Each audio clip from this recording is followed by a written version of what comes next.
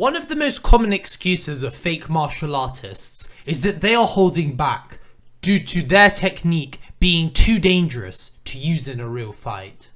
And with the inception of UFC and the growth of MMA, more and more we are finding out that this excuse is pure bogus. But what about those moves that are banned? What if I told you that there are various systems of combat that are in fact forbidden for their permanent injury potential and likelihood of lethality? My name is Sammy G, and welcome to the October Ossuary. This is the series where I talk about the dark side of human nature and highlight the evil that we are all capable of committing. Out of all the techniques described in this video, these two are still legal in the unified rules today. And those moves are the suplex takedown and the Kani Basami. Let's first discuss the suplex, as it's way more glamorized. The suplex is a deadly takedown where one person lifts their opponent off the ground and then throws them backwards over their own head, causing the opponent to land on their back or shoulders. In a controlled manner, the suplex looks awesome and can deal some real damage in the fight, as well as securing top position to rain down ground and pound. However, the reason why the suplex is so dangerous because of how the opponent lands on the mat. Because they are landing on their neck, this can cause irreversible back injuries due to the impact of the fall. You could also lose your consciousness as the slam causes head trauma on direct impact of the back of your head, smacking on the canvas. This is all under the assumption that the practitioner knows what they're doing, because if they were to slip up, then the consequences for the wrestler could be absolutely devastating, like when Matt Lindland knocked himself out attempting this very takedown. It is for this reason that the suplex takedown is banned in jiu-jitsu competitions and in most lower league wrestling brackets. Thankfully, the suplex takedown has much safer variations which you can learn and execute within a couple of hours. This luxury is absent in the case of the Kani Basami.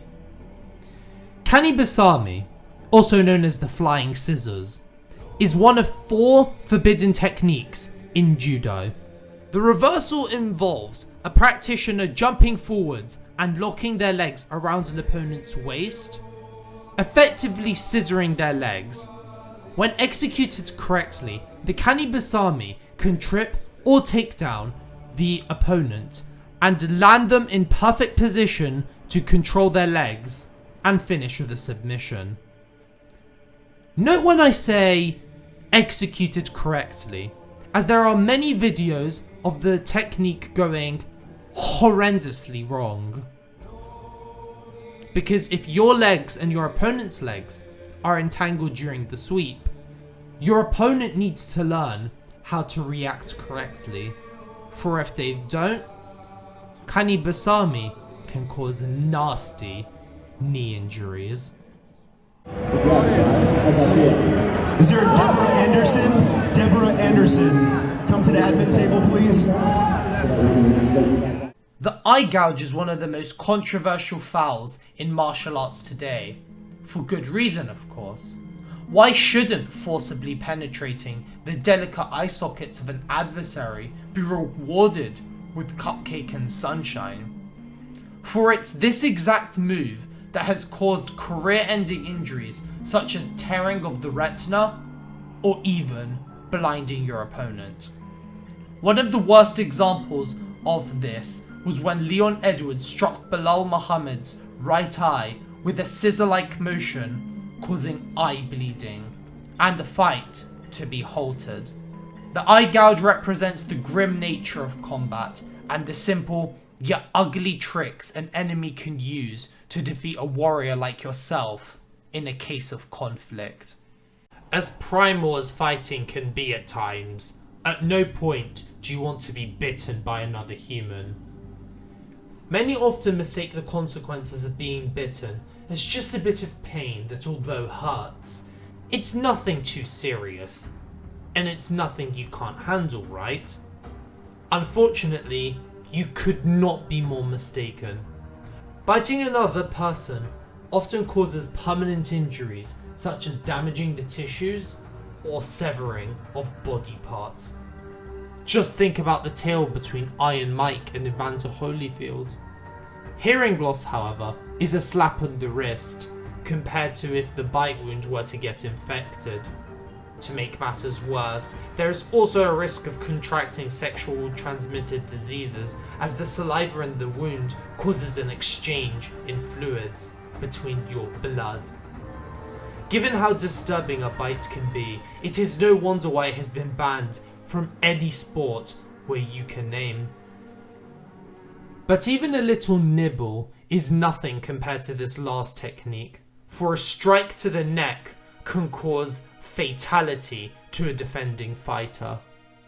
We all know how terrifying it is to be punched in the face, but if a mercenary were to aim a little lower, they could send us to a place worse than the Shadow Realm. The neck contains some of the most important structures, such as the carotid arteries, which flow blood into the brain, the trachea for safe airflow to and from the mouth and nose, the cervical spine, which supports the weight of our head on the top of our necks, and so on and so forth. If even one of these structures were to get damaged, don't be surprised when you lay down on the ground all of a sudden in a state of coma, paralysis, or even death. Think back to the time where Charles Oliveira had to call off his fight against Max Holloway due to a fluke tear in his trachea. Or that time where Kevin Holland slammed Charlie Ontiveros on the canvas, ending him up with a brutal neck injury, which kept him out of action for a year. Imagine how many more severe injuries would occur if fighters had to swallow punches and blows which would bruise their Adam's apple.